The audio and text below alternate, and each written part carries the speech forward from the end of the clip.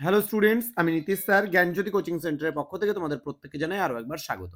তো স্টুডেন্টস, আজকে আমি তোমাদের সঙ্গে যে বিষয়টি নিয়ে আলোচনা করব সেটা হচ্ছে এনইপি 4 ইয়ার আন্ডার গ্র্যাজুয়েট প্রোগ্রামের অধীনস্থ third semester major 3 Bengali suggestion 2024 নিয়ে আলোচনা করব। আজকে তোমাদের সঙ্গে আলোচনা করব 6 মার্কসের যে গুরুত্বপূর্ণ সাজেশনগুলো রয়েছে সেগুলো নিয়ে।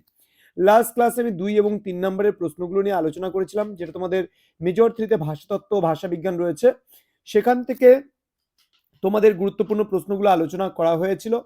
আজকে পার্ট 2 ভিডিও, সেখানে আমি আলোচনা করব 6 মার্কস অর্থাৎ তোমাদের গুরুত্বপূর্ণ 6 নম্বরের প্রশ্নগুলো।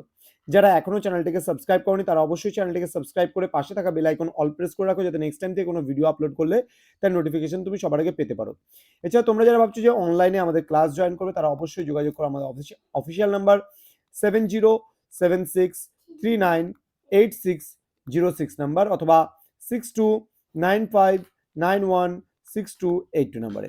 তোমাদের টোটাল কোর্স ফি রয়েছে মাত্র 1199 টাকা। এর বিনিময়ে তোমরা পেয়ে যাচ্ছ মেজরের 3টা পেপার, মাইনরের একটা পেপার, এইসির একটা পেপার, এসএসসির একটা পেপার, পুরো প্যাকেজিং 6টা সাবজেক্টের নোটস পেয়ে যাচ্ছ মাত্র 1199 টাকা পুরো সেমিস্টারের জন্য।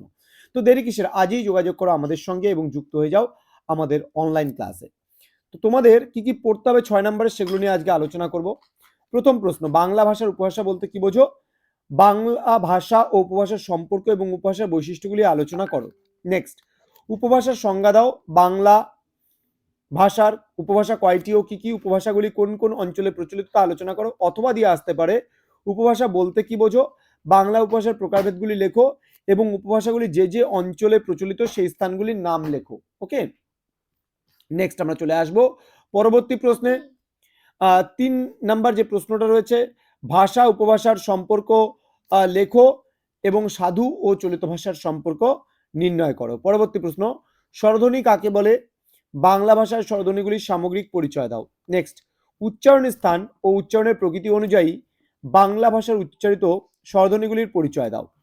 নেক্সট, ব্যঞ্জনধ্বনি কাকে বলে? ব্যঞ্জনধ্বনিগুলির উচ্চারণ স্থান অনুযায়ী শ্রেণীবিভাগ করো।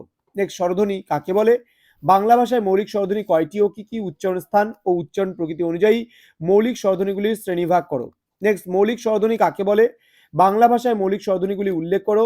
জিহ্বার অবস্থান অনুযায়ী মৌলিক স্বরধ্বনিগুলির শ্রেণীবিভাগ করো। ওকে, নেক্সট আমরা চলে আসবো পরবর্তী প্রশ্ন, স্বরসঙ্গতি কাকে বলে? স্বরসঙ্গতি কয় প্রকার ও কি কি, উদাহরণ দাও।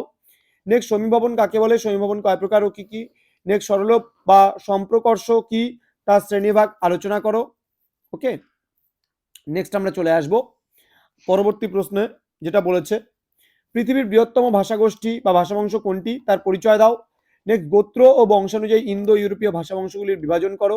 নেক্সট, ইন্দো ইউরোপীয় ভাষাগোষ্ঠীর শাখার নাম এবং বিস্তারিত বিবরণ দাও।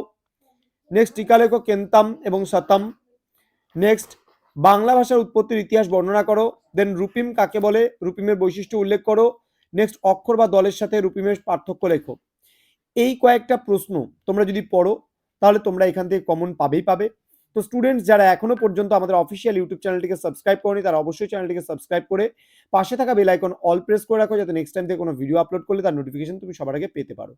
এছাড়া তোমরা যারা ভাবছো যে এখনো আমাদের ক্লাস জয়েন করবে তারা যোগাযোগ করো আমাদের সঙ্গে। এছাড়া তোমরা নীলস নিভা নামে আমাদের ওয়েবসাইট রয়েছে, গুগলে সার্চ করো, সবার প্রথমে দেখবা নীলস নিভা নামে ওয়েবসাইট আসবে, সেটা ভিজিট করতে পারো।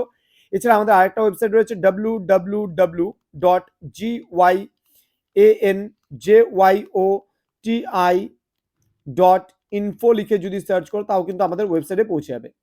তো দেখা হচ্ছে আরো একটা নতুন ভিডিও নিয়ে। তোমরা প্রত্যেকে ভালো থেকো, সুস্থ থেকো।